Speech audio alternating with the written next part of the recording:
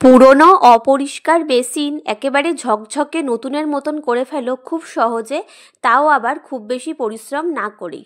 তো দেখো বন্ধুরা, আমাদের ঘরে বেসিনে এই কলগুলো কিন্তু এরকম অপরিষ্কার হয়ে যায় এবং দেখো স্টিলগুলো এরকম সাদা সাদা দাগ পড়ে যায়, দেখতে খুবই অপরিষ্কার লাগে। তো দেখো এটা খুব সুন্দরভাবে পরিষ্কার হয়ে যাবে, একেবারে ঝকঝকে নতুনের মতন চকচক করবে। আর দেখো আমাদের বেসিনেও এরকম দেখো দাগ পড়ে যায় ব্যবহার করতে করতে, এবং এটা কিন্তু আমরা কিছুদিন পরিষ্কার করবার পরে যখন আবার ব্যবহার করি তখন কিন্তু আবার এরকম দাগ পড়ে যায়। তো আজকে তোমাদের যে টিপসটা আমি শেয়ার করব সেটা দিয়ে পরিষ্কার করার ফলে কিন্তু তোমাদের বেসিন অনেক দিন ধরেই চকচকে পরিষ্কার থাকবে, খুব তাড়াতাড়ি কিন্তু নোংরা হবে না। তো দেখো তার জন্য আমি প্রথমে এখানে কি করছি, প্রথমে আমি এখানে শ্যাম্পু দিয়ে দেবো। তোমাদের ঘরে তোমরা যে যা শ্যাম্পু ব্যবহার করো সেই শ্যাম্পু এখানে ব্যবহার করতে পারো, ঠিক আছে। তাছাড়া তোমাদের কাছে যদি হ্যান্ড ওয়াশ থাকে হ্যান্ড ওয়াশও তোমরা এখানে ব্যবহার করতে পারো। তারপরে এখানে আমি দিয়ে দিচ্ছি একটা সাদা পাউডার। তো এই পাউডারটা তোমরা বাড়িতেই খুব সহজে অল্প কিছু উপকরণ দিয়ে তৈরি করে নিতে পারবে। এই পাউডারটা একদম ম্যাজিকের মতন কাজ করে, খুব বেশি ঘষা মাজার কিন্তু দরকার পড়ে না, খুব তাড়াতাড়ি কিন্তু বেসিন পরিষ্কার হয়ে যায়। তো দেখো এই পাউডারটা আমি কীভাবে বানিয়েছি তোমাদেরকে একটু পরেই বলে দিচ্ছি, তার আগে তোমরা দেখো যেটা কত সুন্দর পরিষ্কার হচ্ছে।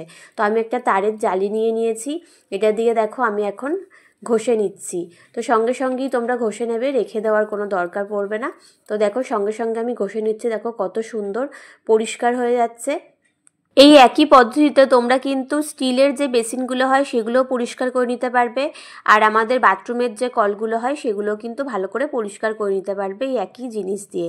তো চলো বন্ধুরা, যতক্ষণ এই পরিষ্কার করে নিচ্ছি ততক্ষণ তোমাদের কিছু মূল্যবান কমেন্ট পড়ে নিই।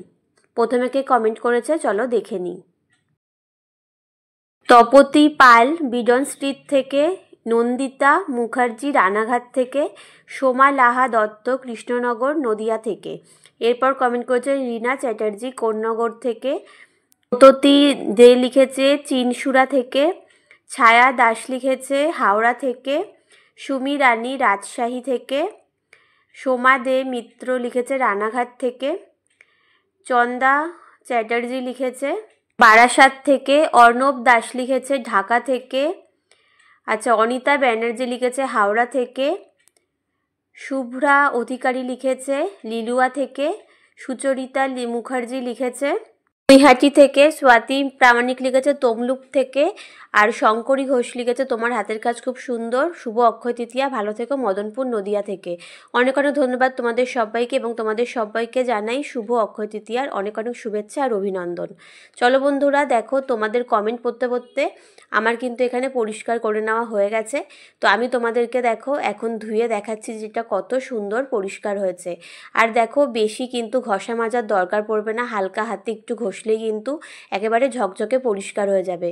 আর তোমরা নিজেরাই দেখতে পাচ্ছ বেসিনটা কত সুন্দর পরিষ্কার হয়ে গেছে, দেখো একদম ঝকঝক করছে নতুনের মতন।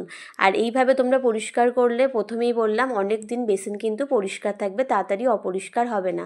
দেখো সামনে থেকে দেখিয়ে দিচ্ছি, কলটা দেখো কত সুন্দর চকচক করছে, একদম নতুনের মতন। আর এর আগে কেমন অবস্থা ছিল তোমরা নিজেরাই দেখেছো। তো দেখো বন্ধুরা, তোমরাও কিন্তু এইভাবে বাড়িতে খুব সহজে এটা করে নিতে পারবে। আর যে সাদা পাউডারটা আমি ব্যবহার করেছিলাম সেটার মধ্যে আমি বেকিং সোডা এবং লবণ ব্যবহার করেছিলাম, বেকিং সোডা আর লবণ একসঙ্গে মিশিয়ে নিয়েছিলাম। তো সেটা দিয়ে দেখো কত সুন্দর পরিষ্কার হয়ে গেছে। তো চলো বন্ধুরা, সবাই ভালো থেকো, সুস্থ থেকো, আজকে আমাদের সবাইকে টাটা। কেমন লাগলো টিপসটা জানিও।